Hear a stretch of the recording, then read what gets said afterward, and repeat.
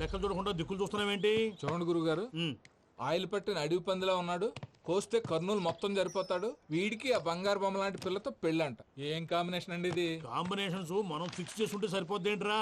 ఆ పైవాడు ఫిక్స్ చేయొద్దు.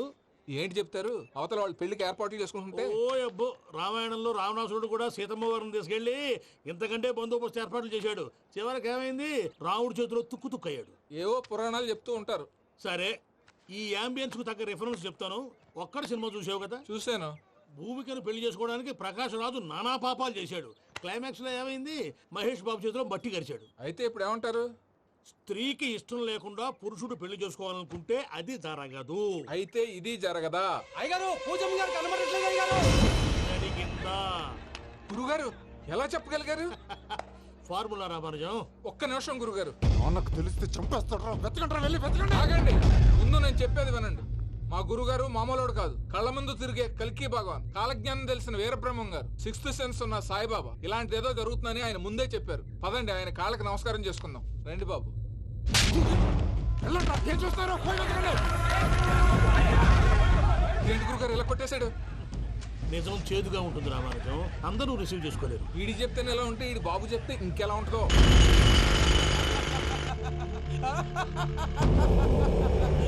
చంగనాయుడు, నీకు నచ్చిందల్లా కావాలంటే ఎట్టా కుదురుతాయా? నా క్వారీ నీకు నచ్చింది నిజమే, అందుకని దీన్ని నీకు అమ్మేయాలా? నువ్వు చెప్పేది ఎలా ఉందంటే, నాకు నచ్చి నేను అమ్మమంటే నువ్వు అమ్ముతావా? కొన్ని కుదరవు. నీ ధైర్యానికి కారణం గురువారి. వాడు జైల్లో ఉన్నాడు. పులి జైల్లో ఉండొచ్చు, పులి పిల్లలు అంటే ఆయన మనుషులు బయటే ఉన్నావు. హలో సూరి, అమ్మాయి గారు ఇంట్లోంచి పారిపోయారు. అయ్యారు, పూజం గారి ఇంటి పారిపోయారంటే. ఇంట్లో ఆడవాళ్ళనే కంట్రోల్ చేయలేనోడు మనల్ని కంట్రోల్ చేస్తాడంట్రా.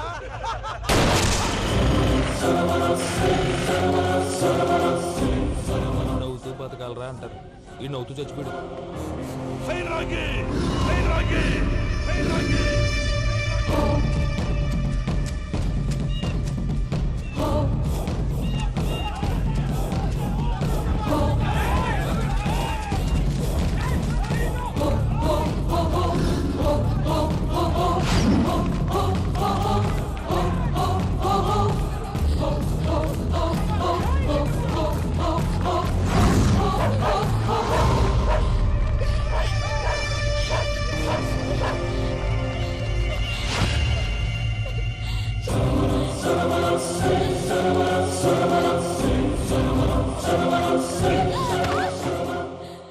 నా గురించి నీకు కొంచెమే తెలుసు.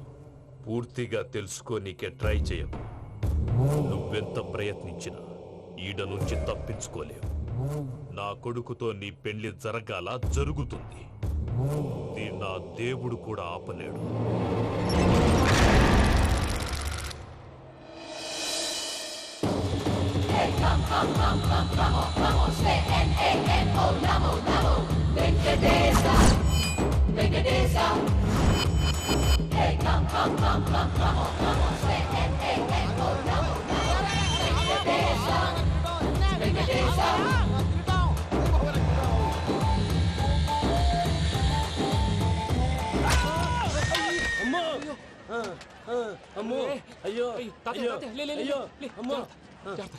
నీకేం కాలేదు కదా? ఒక్క నిమిషం బాబు, నా నడు సెట్ అయిపోయింది బాబు. సెట్ అయిపోయింది, నా నడు సెట్ అయిపోయింది. Thank you Babu, thank you, thank you Babu, thank you. ఇదిగో నీ కర్ర. నాగరేటం పట్టిపోతావా? నా బండి మీద ఉంటే హెల్మెట్ అనుకున్నాను. మరి పారిపోతా? నిన్ను చూసి ఎవరు పారిపోతారు? అదిగో వాళ్ళని చూసి.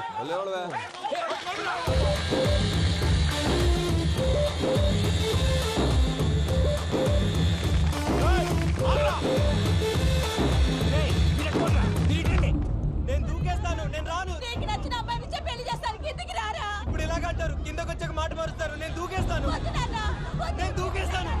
బాబు!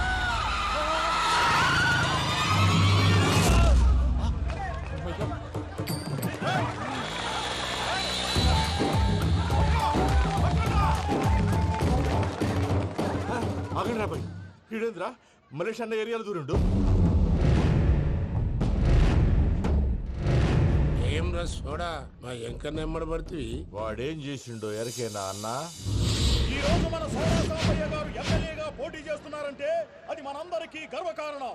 సోడా కొట్లో కూర్చున్న ఆయన్ని తీసుకెళ్లి అసెంబ్లీలో కూర్చోబెట్టాల్సిన బాధ్యత మనందరి మీద ఉంది. సారీ సార్ ఎక్కడ రావాడు? అదే నేను చూస్తున్నాను సార్.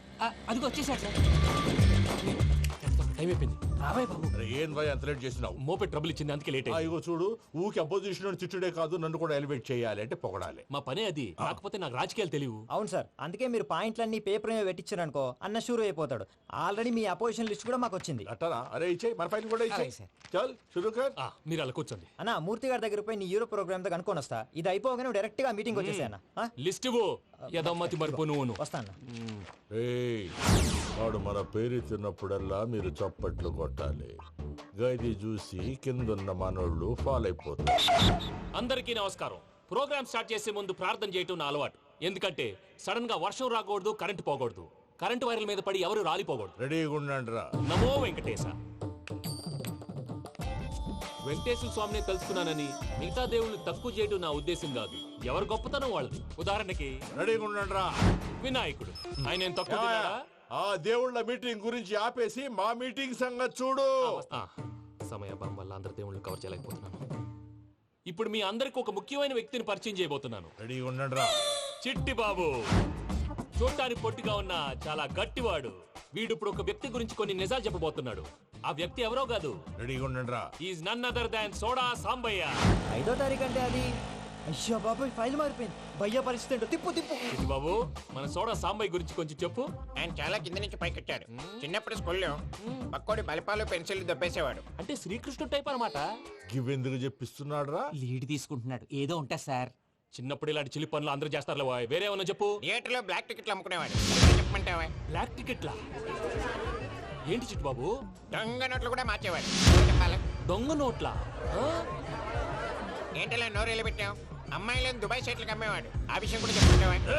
ఆవేశపడకండి, పబ్లిక్ ఏదో ఉంటది. చచ్చా, సోడా సాంబయ్య అలాంటి మనిషి కాదు. నా ఓటు ఆయనకే. వాడు కోటేస్తే సర్వనాశనం అయిపోతాడు. ఇంత చెప్పాక కూడా బుద్ధిన వాడు ఎవడు వాడు కోటేయడు. మరి? రాళ్ళేస్తారు. ఏదో ఉంటా సార్. ఇదేంటి చిట్టు బాబు, ఆ మీటింగ్ లో పడాల్సిన రాళ్ళు ఇక్కడ పడుతుంది. సోడా సాంబయ్య ఉంటే చంపేస్తారు. జంప్.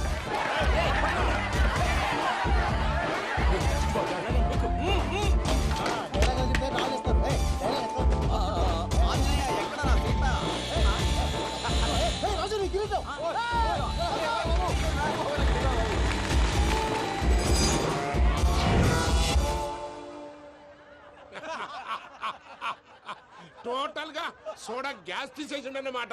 అరే ఇజ్జత్ పోయి మేము ఏడుస్తా ఉంటే గట్లా నవ్వుతారేమరా? మా ఎంకన్నంటే ఎవడనుకున్నావురా? సాక్షాత్ ఎంకట రమణమూర్తి. మరిగా సామె మా ఎంకన్నతోని నిజం చెప్పించిండు.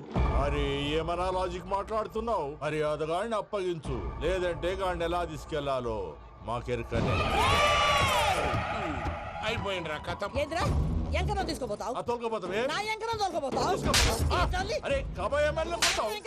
అరే నువ్వు ఎమ్మెల్యే అయితే నాకేది బే? చూడు బే, చూడు. నా ఎంకరం అరే వాడిన ఇద్దరు తీసుకున్నాక ఇచ్చతా నీకు ఇచ్చదేంద్రా? బస్సే బాస్ నీ లంగమతి ఎవరు ఊరుకో పెద్దమ్మా. ఇందులో ఆయన తప్పే ఉంది. బోల్ డబ్బులు పెట్టి మీటింగ్ పెట్టాడు. అది నా వల్ల అప్సెట్ అయింది. అందుకే నా వెంట పడ్డారు. మీరు ఉండండి. అంతే అంతే. నువ్వు వెళ్ళండి వెళ్ళండి. వస్తానన్నా అలా మలేషియా వస్తానన్నా. అక్క నేను బీపీ తగ్గించుకోరా? నీ ఆరోగ్యం గురించి చెప్తున్నానక్క. మీరు వెళ్ళండి సార్. పెద్దమ్మా, అతను చెప్పింది నిజమే. నువ్వు కొంచెం బీపీ తగ్గించుకోవాలి. గట్లనే తక్కువ చేసుకుంటా.